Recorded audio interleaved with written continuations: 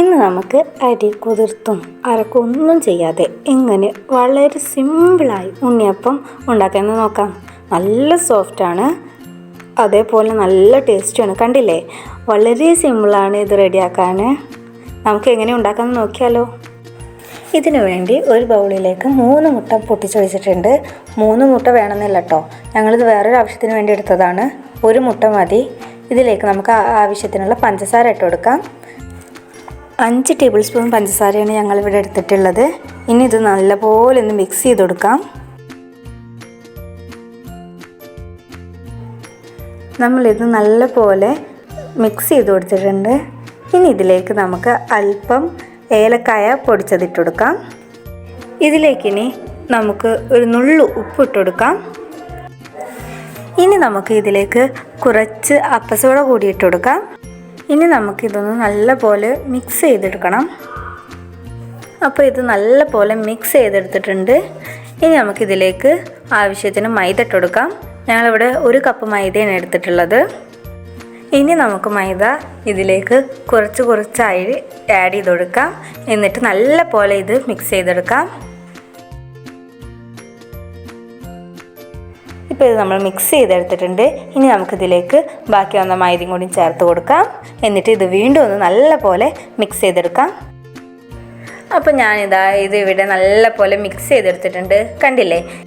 ഇനി നമുക്കിത് ഒരു ജാറിലോട്ട് മാറ്റി അത്യാവശ്യത്തിന് വെള്ളം കൂടി ഒഴിച്ചെടുത്തിട്ട് നല്ല രീതിയിലൊന്ന് അടിച്ചെടുക്കണം. കട്ടിയൊന്നുമില്ലാത്ത ആ ഒരു പരുവത്തിൽ നമ്മൾ അടിച്ചെടുക്കേണ്ടതാണ്. ഞാനിത് മാവ് നല്ലപോലെ അടിച്ചെടുത്തിട്ടുണ്ട്. ഇനി നമുക്കിതിലേക്ക് 2 ടേബിൾ സ്പൂൺ റവ കൂടി ചേർത്ത് കൊടുക്കാം. ഇനി ഇതിലേക്ക് നമുക്ക് അല്പം വാനില കൂടി ചേർത്ത് കൊടുക്കാം. ഇത് ഓപ്ഷണലാണ്, മുട്ടയുടെ പച്ചമണം ഒന്ന് പോകാൻ വേണ്ടിയിട്ടാണ് ഇത് ചേർത്ത് കൊടുക്കുന്നത്. നമുക്ക് ഇനി ഇതൊന്നും കൂടി നല്ലപോലെ ഒന്ന് അടിച്ചെടുക്കാം. അത് അടിച്ചെടുത്തിട്ടുണ്ട്, കണ്ടില്ലേ. നമ്മുടെ മാവ് ഇപ്പോൾ ഇവിടെ റെഡി ആയിക്കണം. ഇതാണ് അതിൻ്റെ ഒരു പരുവട്ടോ. ഈ ഒരു തിക്കിലാണ് നമുക്ക് വേണ്ടത്. ഇനി നമുക്ക് അടുപ്പത്തേക്ക് ഉണ്ണിയപ്പം ചുടുന്ന ചട്ടി വെച്ച് കൊടുത്ത് അതിലേക്ക് എണ്ണയും കൂടി ഒഴിച്ചു കൊടുക്കാം. ചൂടായി വന്നിട്ടുള്ള നമ്മുടെ എണ്ണയിലേക്ക് നമുക്ക് ഈ ബാറ്റർ ഒഴിച്ചു കൊടുക്കാം. കണ്ടില്ലേ, എല്ലാ അതിലേക്കും നമ്മുടെ ബാറ്റർ ഒഴിച്ചു കൊടുത്തിട്ടുണ്ട്. ഇനി ഇതിൻ്റെ ഒരു പുറം വെന്ത് വന്നാൽ നമുക്കിതിങ്ങനെ ഓരോന്നീശെ തിരിച്ചിട്ട് കൊടുക്കാം. ഞങ്ങളെല്ലാം തിരിച്ചിട്ട് കൊടുത്തിട്ടുണ്ട്. ഇനി ഇതിൽ നമുക്ക് റെഡി ആയതിനെ കോരിയെടുക്കാം.